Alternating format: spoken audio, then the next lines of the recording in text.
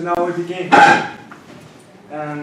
Sorry for today, the projector is broken. We cannot find the projector, but there's only a screen. So I've said that. So today we will replace it with the laptop. I may not be very clear, but just use this. So today I'm here to make a brief talk about Chinese. My name is Jerry. Yes, I know his name is Stan, right? So I will continue my topic. So firstly, if I want to talk about Chinese, so I especially want to talk about Chinese in foreign countries. Can you see this clear? Yeah. This is kind of small. Right? So I want to first talk about what images and impressions have Chinese left to foreigners. Foreigners, absolutely including Africans. And some say the answer will be good, but as far as I'm concerned, I think the answer seems to be not so good. You know, back in China, I've heard a lot of shameful news come back from foreign countries. Yes, you know, some Chinese visitors, they disrespect local foreign rules, they disrespect local cultures, and therefore causing some shameful scandals and causing some unpromising impressions. So, I have 3 examples for you. Yes, this picture recorded the event that happened in maybe a few years ago. And in the picture, a Chinese visitor sit on the copper board in Wall Street in America just to take a picture to mark that he's been there. He's been to the Wall Street. This is definitely not allowed in America, and this is shameful. And this is the second picture. This picture was taken in Paris. As you can see, many Chinese car dealers queue up in line, want to buy out this Louis Vuitton luxury shop. Yes, this is really unusual because buy out a luxury shop is kind of extravagant, but they just want to buy this out. I think this is shameful. Third, this is a recipe. Can you see this clear? This picture was taken during the London Olympic game in 2012. And as you can see, at that time, 2 Olympic Chinese officers consumed a grand total of nearly 45,000 pounds in a single lunch by using public funds. What do I mean by 45,000 pounds? I made an estimation. It's about, let me count, 450,000 kwachas just for a single lunch, 2 persons.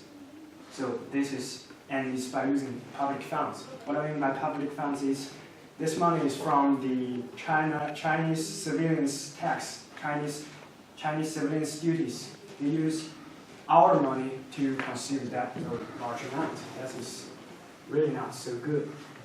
So to talk about those shameful things, I think actually based on my own experience, I also have experienced this kind of things because about 3 years ago when I was in London, yes, a group of Chinese students were often criticized by local Londoners because we always occupy the pavement because we work together, we talk to each other, and the pavement is narrow and we block the way. And we were criticized, and we were also criticized because we didn't queue up in line. This is annoying. And after these days in Africa, in Zambia, actually, I also noticed that some Chinese behave arrogantly towards the local persons, and I also observed that we refused to queue up in line. I think I admit, this is not it is unpromising impressions to you. But today, I want to make a correction of this. I call this as a planned comprehension about Chinese people and Chinese culture, because this is only a surface stuff. You want to see the surface. Actually, today I want to explain to you why Chinese behave like so, and what can we see beyond the surface about Chinese. That's some stuff about Chinese culture. So I will have 2 points. My point of view to explain why Chinese behave like so, why Chinese will buy out extravagant shops, buy out luxurious shops. I will explain why Chinese refuse to queue up in line, why Chinese likes to take photo on the copper bowl, which is not allowed. Okay. So my first point, firstly, yes. Now we are dealing with two houses here. I know from your looks, I know you don't understand this word, two house. This word is a newly created in recent days. It means I have a self-made definition of two house. The nouveau rich, who are though not highly educated, they are newly rich, they are a group of very, very rich, and they become rich overnight. But many of them are not highly educated. Some of them even didn't go to school. And I want to explain this. In many of these events, the protagonists are two houses in those events. And I want to explain two houses' universal characters to further explain why they will behave like so. First of all, two houses are very bold and daring, so they dare to sit on the copper bull in Wall Street. They dare to buy out extravagant shops. Let's sit here. Okay. And second point is that all two houses want to be different, and they don't want to be looked down upon. You know, two houses are not highly educated. They're not highly educated, so when standing in front of those who are educated, they will think that they will think they are inferior. But they do not want to be looked down upon. So they go to extravagant shops, they go to luxury stores to buy those like Louis Vuitton, like Dior, those famous logos, those famous trademarks, commercials. They want to make up and make everyone, yes, who see him to respect him. And the third point, two houses behave too casually in daily times. Well, in the routine days, two houses, they are mostly grew up in countryside. So they behave too casually in daily times. So, whenever confronted with those situations, they may simply just behave like so. They may simply just spend a lot of money for a single lunch. They may simply sit on the copper stool. All this is reasonable. But at here, I want to clarify that these two houses actually have some shiny points. Like you can see, these three characters. Each of them can be regarded as a disadvantages, but also can be regarded as virtues, as advantages. First of all, you can see bold and daring. Those two houses, why they are so rich? Because they catch up the chance. They caught the opportunities when at the right time. But at that chance, to catch chance, we must be bold and daring. We must have a spirit of frontier. And second, want to be different, don't want to be looked down upon. That gives them a motivation to be different, to strive for all the time, and behave too casually in daily times, which makes them, they don't care too much about trivial matters. So when it's significant time, they need to make important decisions. They can make it swiftly and very fast, and they often to be the right decision, and which makes them to be extremely successful and rich. And here are the second reason why I think,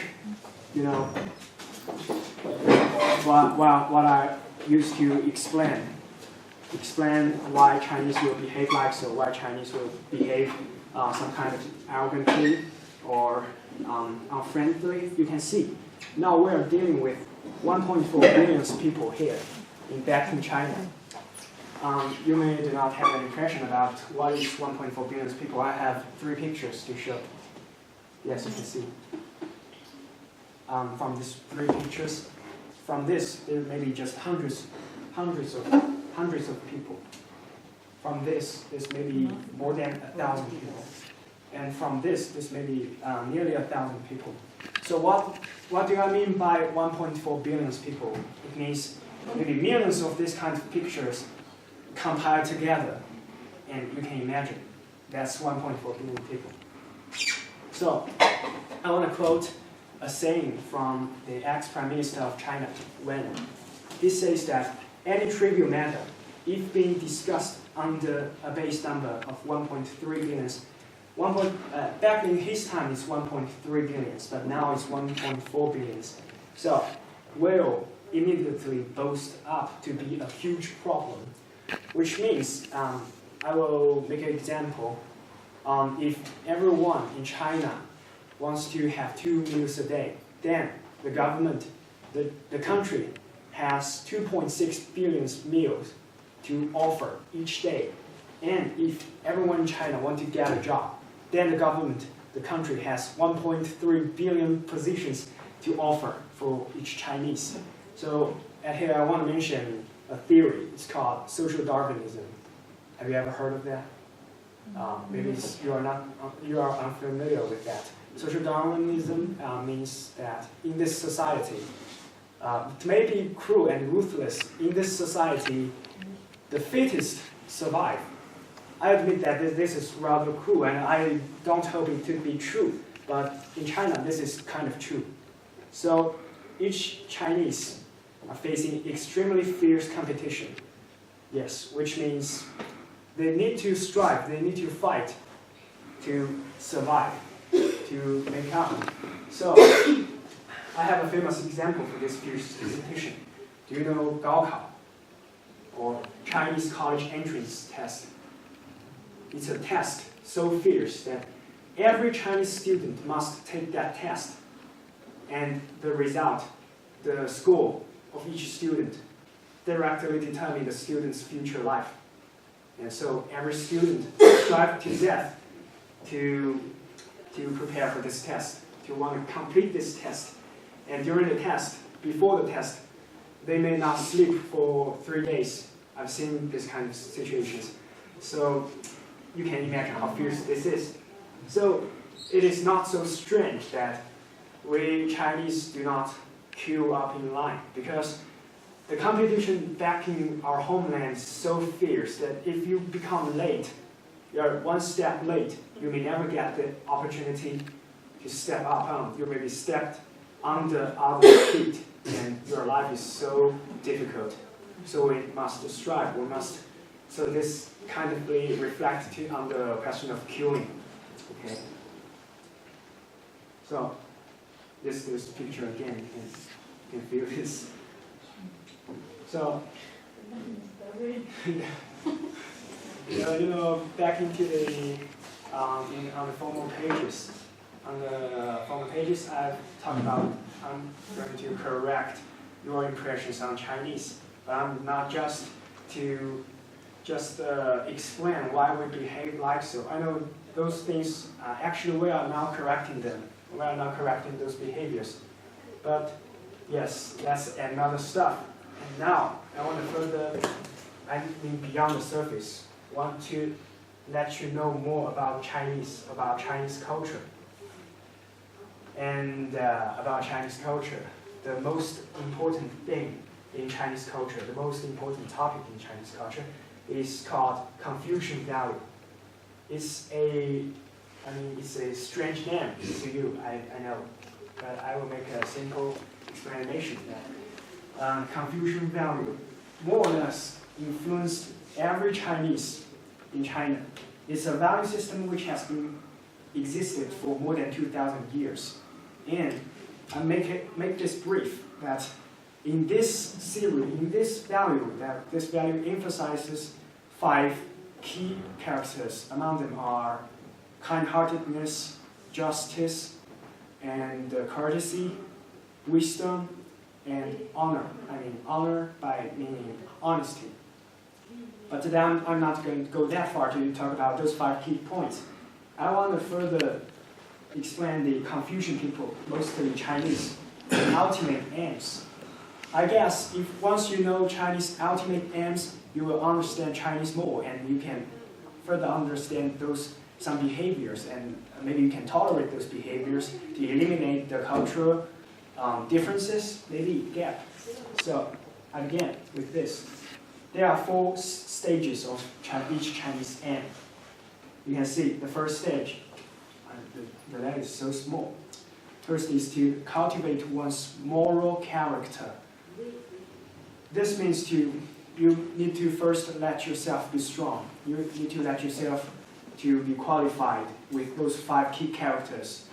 And then, second step, you can then regulate the family, which means whenever yourself is strong, yourself is powerful, you can influence your families. You can make everyone in your family be exactly the same as you, with the 5 characters: kind-heartedness, justice, wisdom, courtesy, and honor. Those are very good virtues. And after you regulate your family is not just a family. Your family becomes a family group. With each person very powerful. With each person in a very important role in this society, your family becomes a family group. And then further, you have the power to realize the third goal is to rule the state. What do I mean by rule the state? It's just mean by be the governor of this state. Though this is very difficult, not many people can do this, but this is not the ultimate goal. Whenever you can rule the state very perfectly, you can rule the state, and with your son, yes, with your son also rule the state. When your family become the ruler of this state, and the ultimate goal is to conquer all lands under the heaven, leaving a glorious name that echoes in the eternity. I mean, the first half part is not that important. The most important is to leave a glorious name that echoes in the eternity, which means every Chinese want to be famous. Every Chinese want to be remembered by the people that following. To look at these goals, actually I recall epitaph in the London Westminster Church. You know that epitaph? It says that, I can repeat, is once I was young and I want to conquer this world, this whole world. But then I found myself too naive. Then I want to conquer my country. I want to make my country's people happy. But then I failed as well because I was too young, too naive as well. So then, back from country, I cannot make my country's people happy. Back to home, I want to make my family happy. I want to have a good family. I want to regulate my family, but I also failed. And now, when I'm on the bed, I'm dying, and now I think, if I firstly change myself, maybe I can change my family. And maybe further, I can change my state, I can change my country. And then further, maybe I can change this world. Actually, this is the exact sequence. So as you can see, sometimes truths are universal. And these two are the pictures. I imagine it's the feeling of when you conquer everything. You can see this, the sunshine shaded from the mountains. You can feel you and this world merge into together. That you are this world, and this world is exactly you. It's a very impressive feeling. Also, through this cultural understanding, I want to also to tell you some Chinese advantages, Chinese virtues. You can see everything can be seen in 2 parts. What you can see the Chinese bad parts, unpromising impressions, but we can also see from this culture, from competition, some Chinese virtues. You can see the competition is really fierce, right? So every Chinese must be very diligent, must be very assiduous, so they can survive. So diligence and industriousness is the key virtue of every Chinese. In fact, I mean, this virtue is so important that actually I think it is just because the industriousness that brought Chinese unprecedented, fast, booming economic age of 3 decades, that time, booming economic. And it is industrialists that brought Chinese the chance now can say China is one of the strong countries in this world. And to say a joke, I mean, it is industrialists that brought me the chance to sit here and to discuss this with you, because if I'm not assiduous enough, I might now back in home, picking litter in the countryside. So every change begins in the diligence. Once we strive hard, we will see the change. And this is the Chinese virtue, I think. These are 2 pictures again. So at this point, this is the last part. I want to extend this topic further to put this in a larger background. You know, on this planet, there are various cultures, there are various countries, different cultures, different countries, and there must be cultural differences. There must be gap between each country's people. I mean, such differences can be a trivial matter, but such differences can also be very harmful. If we do not treat this difference with right attitude, this difference might grow up to be a gap, to be a conflict, or even to be hatred. So, I mean, each cultures, for example, between Chinese and Zambians, we must find peace together. And here I have 3 steps to find peace between cultures. And first is to understand each other's culture. And the second step is to tolerate and pardon the difference between each other's culture. And third is to respect. The final step is to respect and embrace each other's culture. I mean this.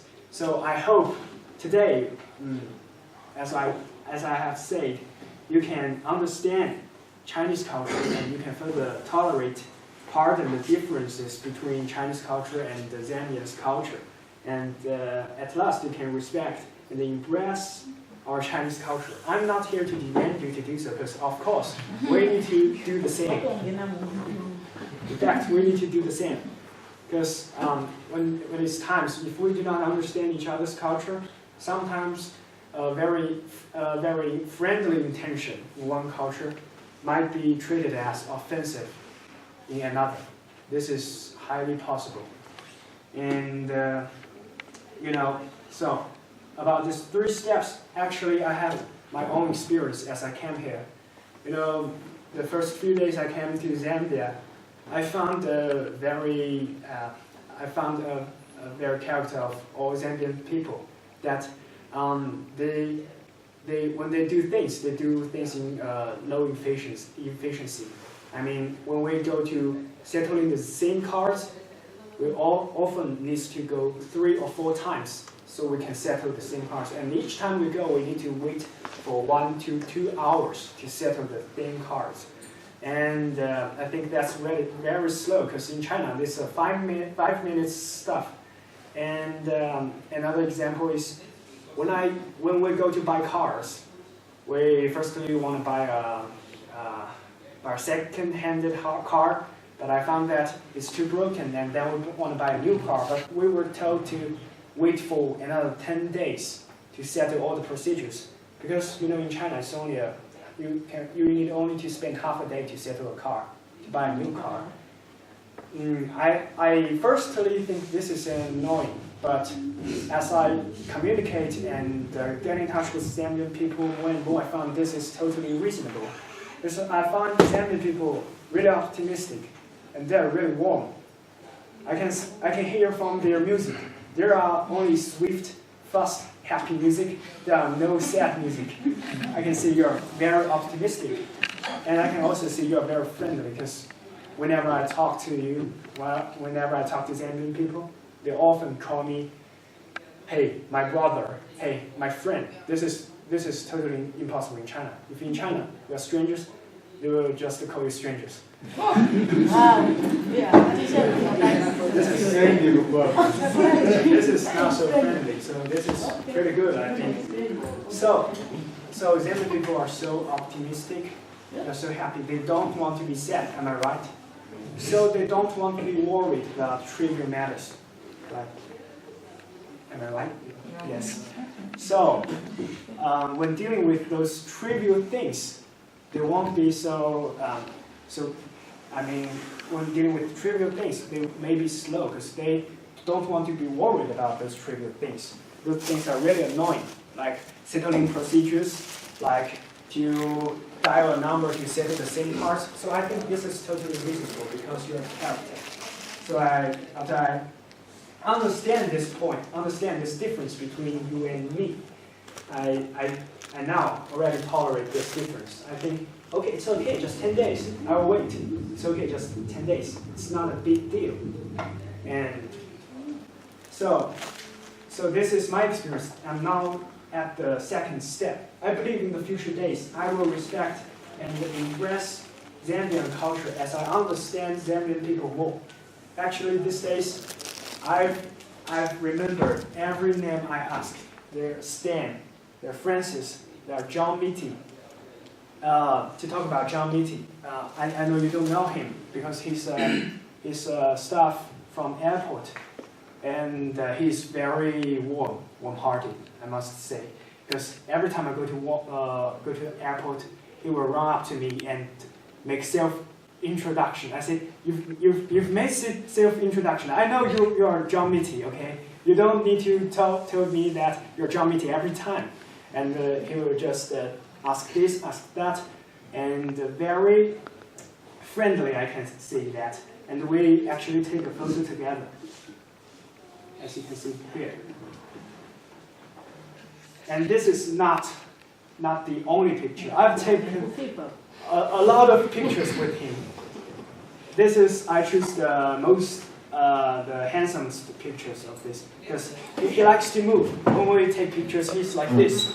And every time the picture's effect is not so good. This is taken from maybe 17 pictures. I choose this. Because others, like this or like that, I cannot use that pictures.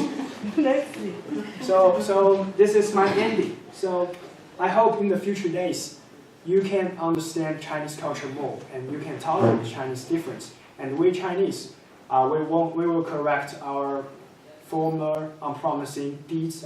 We will correct ourselves and we will understand Zambia culture. And I will not say we, but I definitely will understand Zambian culture. I will tolerate the difference between us, and I will, in the future, respect and embrace your culture to merge into together. I believe we can do this. This is a friendly talk, I think. So, thank you guys. Okay, I'm done.